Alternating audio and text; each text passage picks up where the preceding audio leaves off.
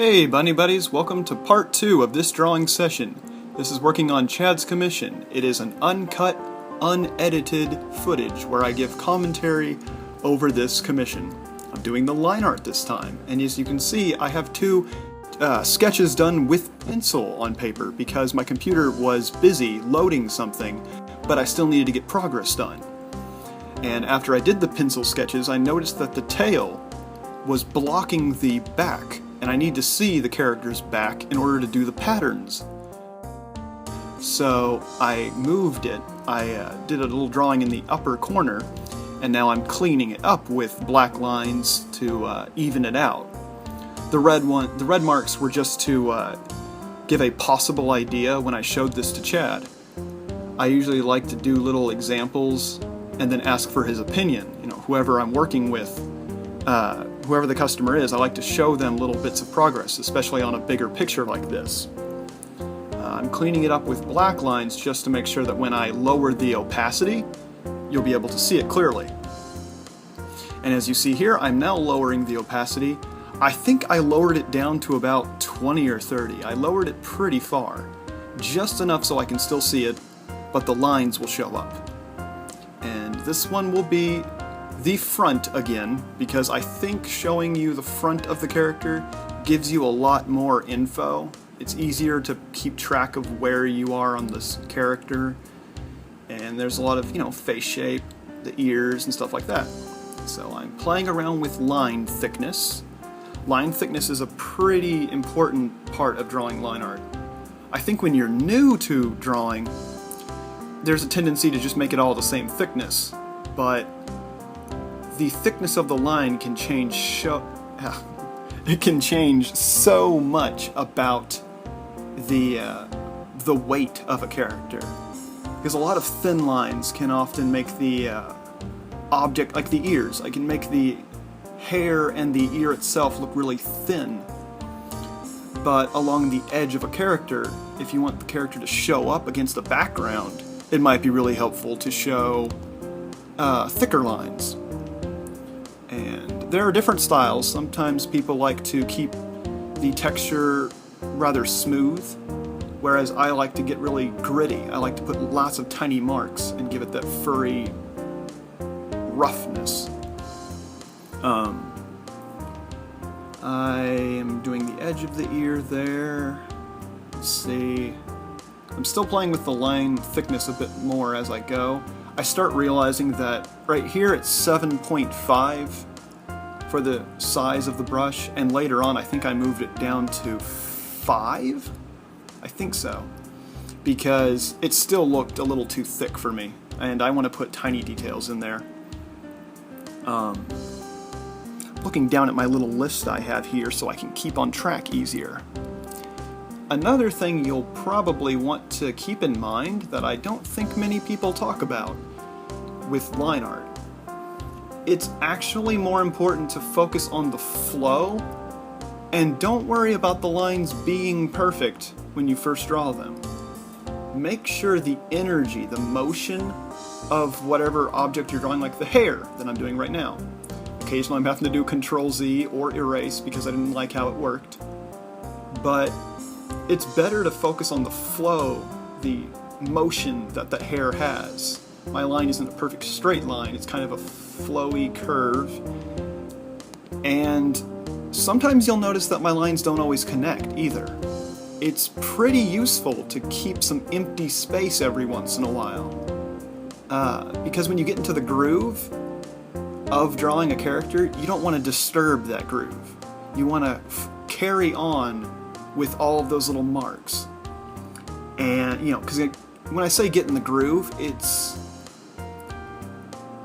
you kind of notice what the shape of the character is. And when you're getting into that groove, you want to keep that going as much as you can. Because I tend to think that, you get into I keep saying the same term, but it just fits so well. You get a lot more ideas down if you don't worry about erasing them as much. Like with some of these lines here with the hair, I didn't connect them because I finally got an idea of how to do the hair that's coming at the front of his mohawk thing, I let some of those lines stay open, and then I connected them later, because it's an easier way to get the movement. I never really hear people talk about that much, but yeah, it's also a pretty powerful style. I've seen a lot of artists leave empty space when they're using their lines. It leaves a lot to the imagination too. You can, and not just to your audience, but also to yourself. Like with the hair there on the end of the ear, the little bits of fluff, you can put little marks down that aren't connected on this, like the sides of the head here too. I'm putting down little marks that are going in the right direction, but I don't worry about if they're connected yet. All that matters is that I'm getting the right flow, the right direction of my lines. It's really important to pay attention to the direction that your pen strokes are. Your pen marks, if you will.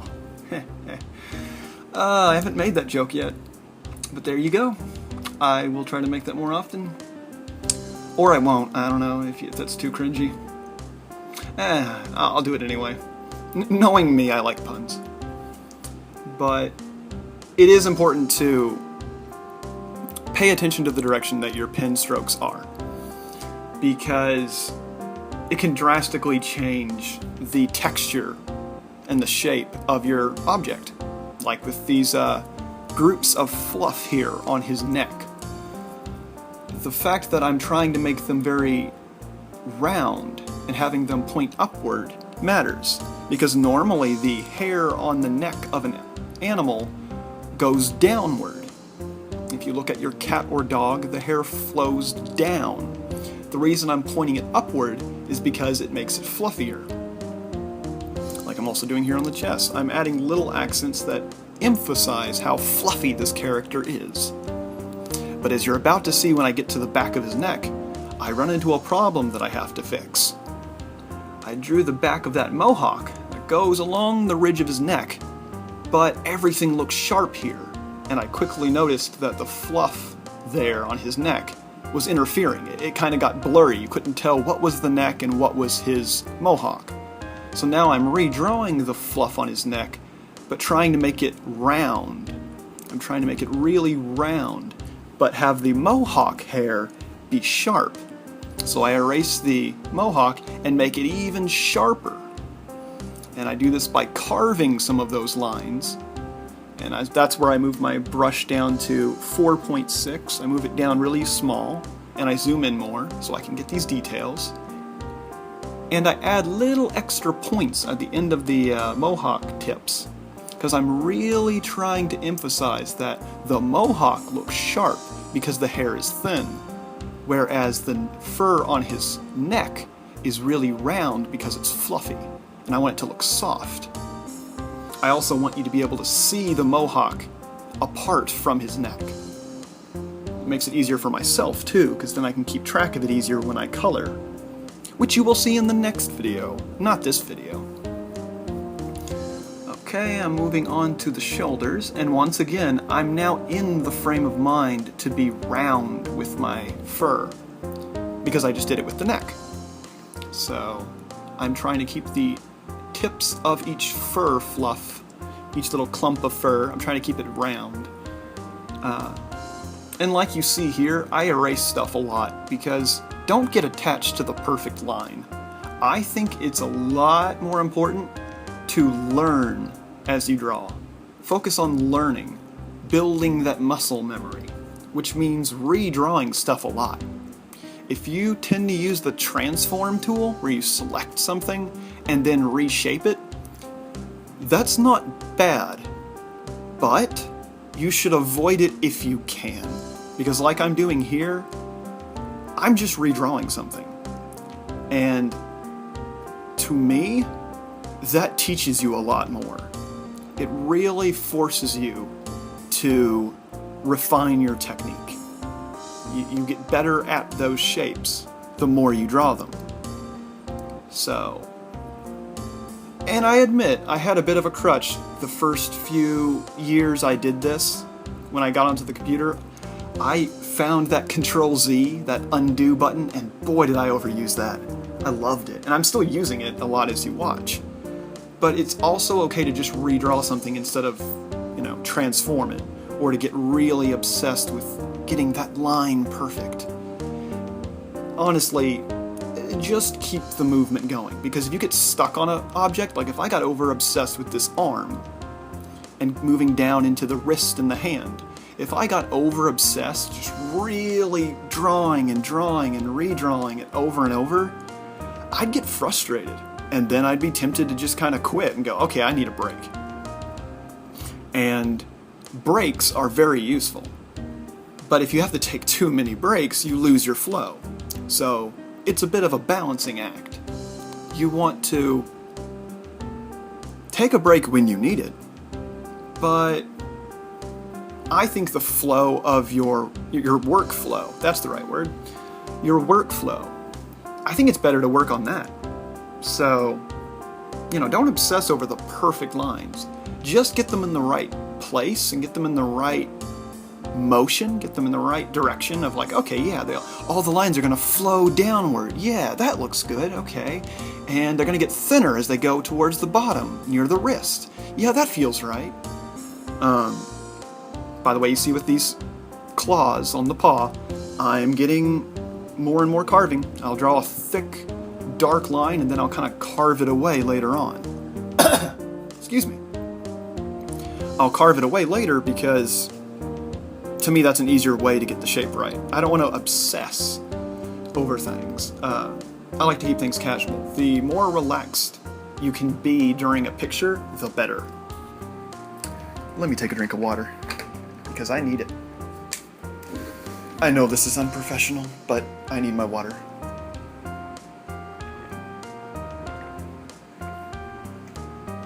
There we go.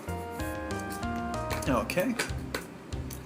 I've always wanted to put more humor into these videos, but I don't know how. But I'm learning. Also, I have a horrible sense of humor. I find puns and bad jokes the funniest, so... yeah, that's what you should expect. If I ever get the courage to do jokes. I don't know. I don't know if you guys want to hear more jokes or more technique or a little bit of both, but yeah, that's how I go. Excuse me. So, moving on to the eyebrows. There are a lot of different styles for doing eyebrows. I tried to keep them a bunch of little lines that flow together because this is a fluffy animal. Therefore, you want to emphasize all the fluff. And so, I did that with the eyebrows. I kept the eyebrows fluffy. I was playing with that line on the ridge of the nose and then moving to the eyes. You want to experiment a little bit. Sometimes the first version you draw doesn't quite look right, so have fun with it. I tend to think the more variety of shape, the better. So I like those really exaggerated arcs above his eye. I think that looks better. And of course I'm going to carve the lines later. Moving to the under of the eye, and then I will eventually be satisfied to move to the pupils of the eye. I think it's okay to sometimes let yourself get a little ADD when it comes to the lines. And what I mean by that is, if you're busy drawing those eyes and then you suddenly get interested in drawing the mouth, like I just did, I think that's okay. Because I'm following a flow. Whenever I draw, I like to kind of get lost within the picture.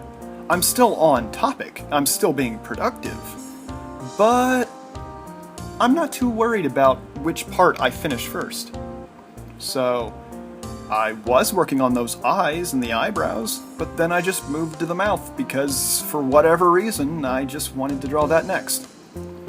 So, maybe I was impatient, maybe I was, I was like, ooh, that sounds fun, I want to do that instead. Maybe I was frustrated with the eyes and went, I just want to move to the nose. Maybe that's what I was thinking. And I think that's okay, because as long as you keep your workflow going, as long as you keep working, then that's okay. Ooh, I remember right here, I have a little bit of trouble with the nose. I kept redrawing the nostrils because dogs especially have really weird shapes for their nose. It's like the letter T, but it's got some weird curves in it. It's very weird. You have to look at a photo reference to really get the shape right, which I think I did. Not sure. Okay, I think it looks like my pencil stopped moving. Yeah, I think right here I pulled up a photo and was looking at it for an example. So yeah, my pen stopped moving, and that was because I needed some help. I needed some reference. And then I looked at a photo and went, oh, okay, that's how it moves. And see, now it looks a lot better because I looked off of a photo. I'm not copying the photo, but I'm using it to inform me as to how the dog's nose is shaped. For any of you who don't know, I'm not drawing actively as I talk. I recorded all of this footage of me drawing first, and now I'm giving commentary as I watch it. It's a lot easier on me. If any artists out there who want to do talking while drawing, like I'm doing, I highly recommend record the footage first, then talk over it later.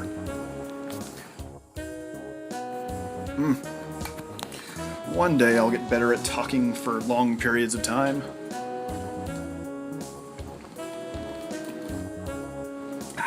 Okay.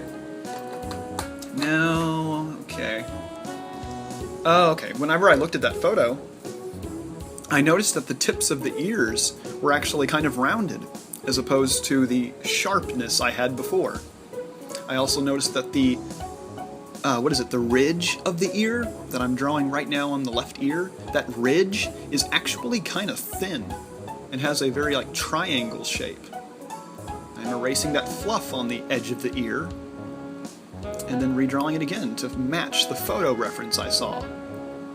So yeah, that's a big lesson right there. Don't be afraid to redraw something because even though you took a long time on it, it doesn't quite look right.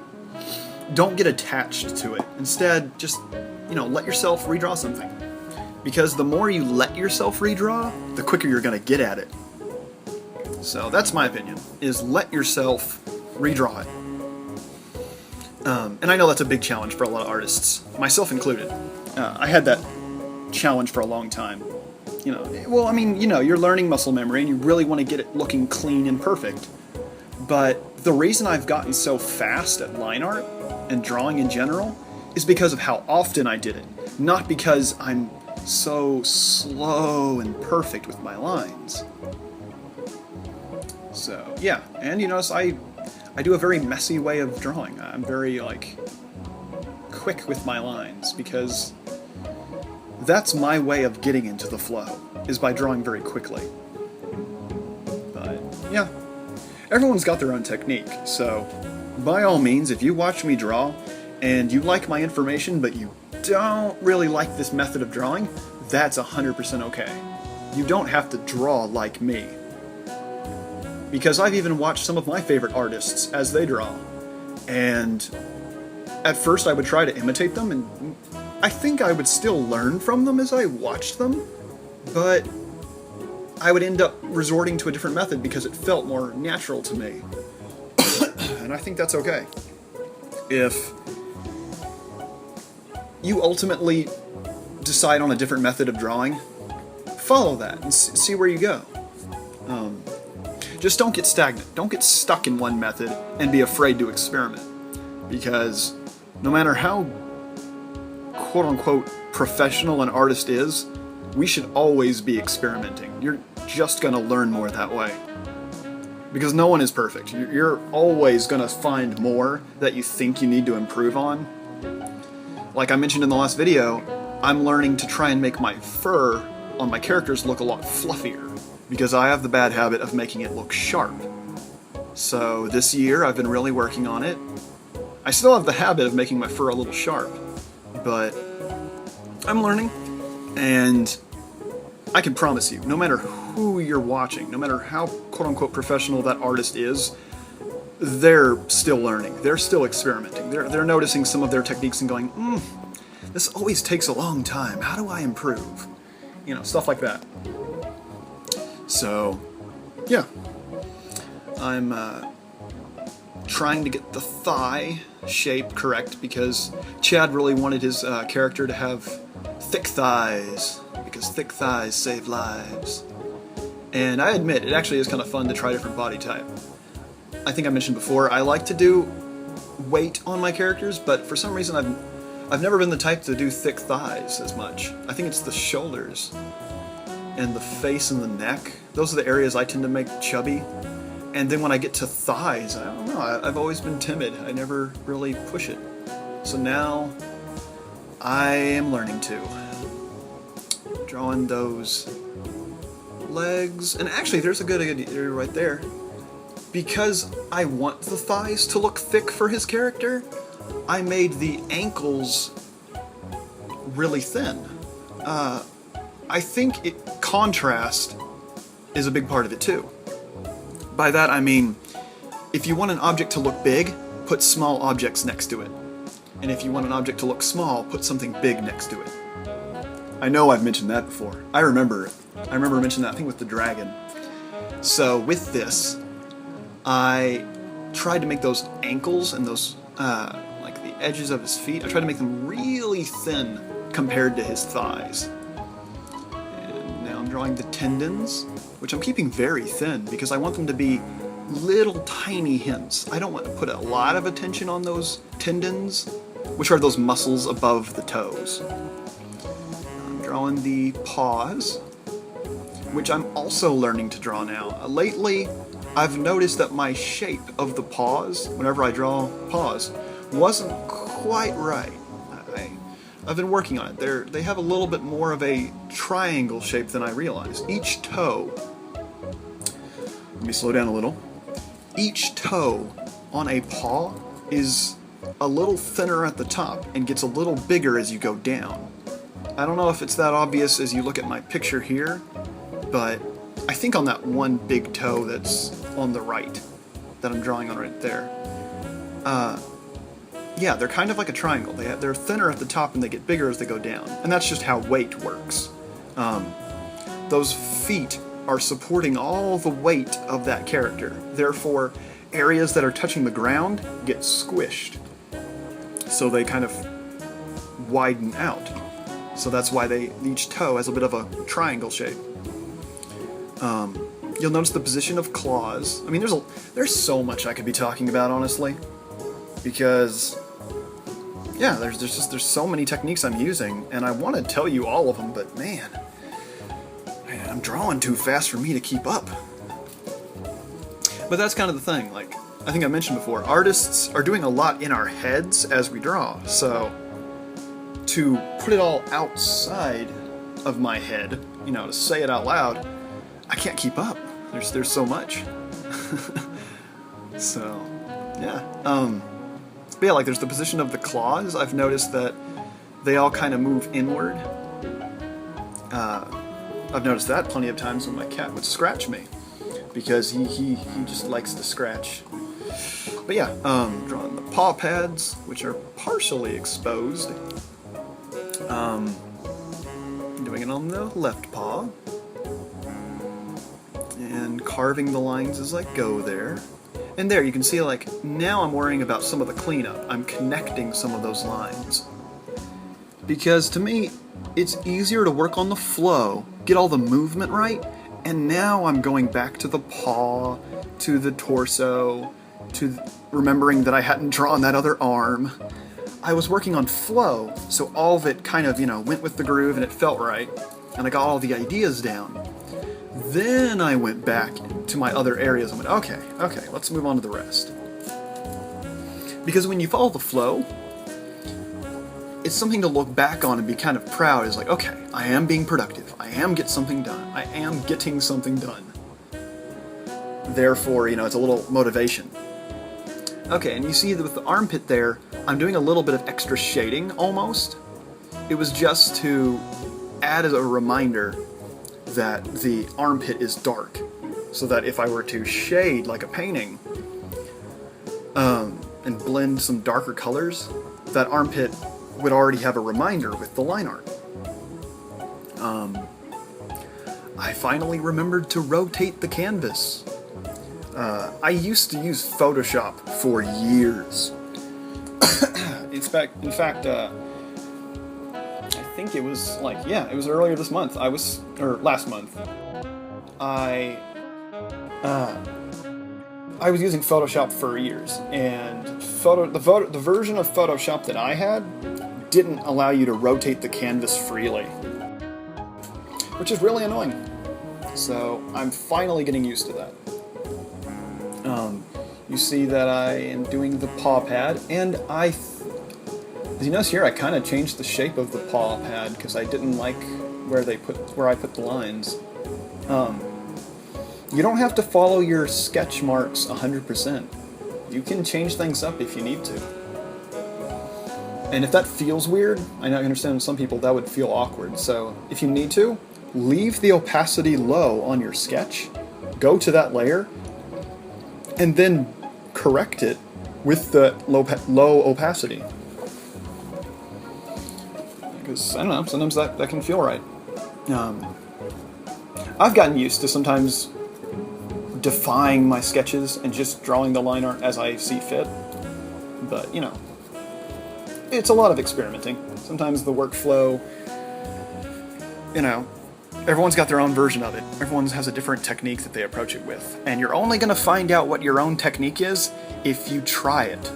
You have to try things out. So I think it's perfectly okay if you literally spend months trying out a technique and really trying to get yourself to do it.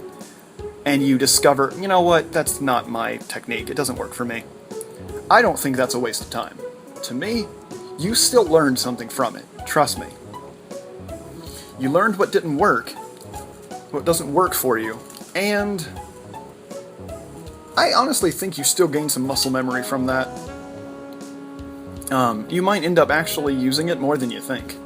So you've got to get your brain working. The more you experiment, the more flexible your brain is.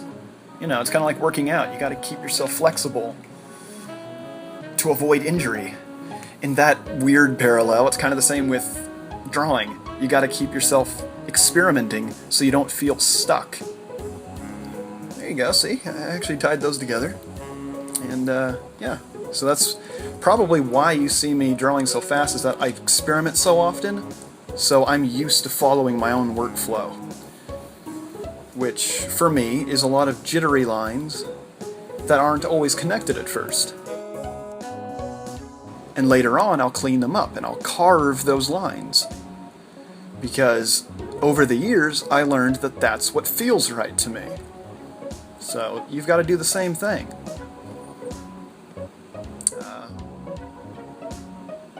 Man, I want to think of more things to talk about here. Let's see. I think I finished that paw right on cue. So now that I've finished that paw, I think we are about done. I'm just doing cleanup. So alrighty, as you can see, I have finished the line art here. Off camera, I went ahead and finished the other two poses, and I will post that here. I hope you guys enjoyed this one. I had a lot of fun doing it. At the time that I am recording this, that I am talking to you, I have finished the entire commission. So now I will be able to show you all the steps of it, and at the very end I will show you the finished commission. There will be 4 episodes, I believe. This one was the line art, the next one will be flat colors, and then the 4th episode, which I was not expecting to do, will be the background, because Chad gave me permission to have some fun with that background, as you'll see in episode 4. So thank you all for watching. I really appreciate all the feedback. I hope you guys are learning from this and having fun. Let me know what you guys think. If you're really enjoying these episodes, if you think I should be more casual, if you wish I could talk about more techniques in more detail, give me honest feedback. I really appreciate it. I don't mind long comments. If anything, I really appreciate long comments. Go ahead and give me give me your feedback. I really appreciate it. I know I'm not always the fastest to get around to responding because I'm always busy, but I do really appreciate them. So anyway, this is PenMark, and thanks for watching. See you next time.